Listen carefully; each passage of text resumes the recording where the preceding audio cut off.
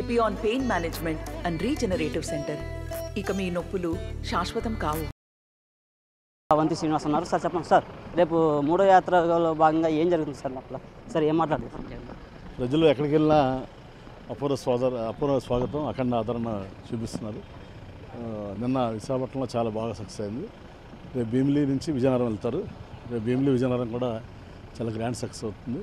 తప్పనిసరిగా ప్రజలు ఏకపక్షంగా మళ్ళీ జగన్ గారిని ముఖ్యమంత్రిని చేయాలని డిసైడ్ అయిపోయారు ఆల్రెడీ. అలాగే భీమిలిలో కూడా అత్యధిక మేడతో కలిసి తప్పనిసరిగా మరి వారికి బహుమతికి ఇస్తామని తెలియజేసుకుంటూ సెలవు తీసుకుంటాం. ప్రస్తుతం పెద్ద ఎత్తున బస్సు యాత్ర జరుగుతుంది. రేపు భీమిలో కూడా సక్సెస్ అవుతుంది అంటారా? గ్యారంటీగా సూపర్ సక్సెస్ అవుతుంది. ఎందుకంటే అక్కడ గంట పోటీ చేస్తున్నారు. ఎవరు పోటీ చేసినా కూడా సూపర్ సక్సెస్ అవుతుంది. ఓకే, ఇంకా ఏ అంశాలు? రాజధాని అంశాలు లేదు, అన్నీ పూర్తిగా అయితే ఏదో చెప్పవచ్చు. పూర్తిగా అవంతి శ్రీనివాస్ అయితే రేపు యాత్ర పైన నాతో చర్చించడం జరిగింది. ఖచ్చితంగా సక్సెస్ అవుతుంది, విశాఖ రాజధాని వస్తుందని అవంతి శ్రీనివాస్ చెప్తున్నారు.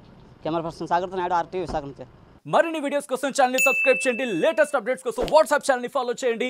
అండ్ లింక్ డిస్క్రిప్షన్ లో ఉంది.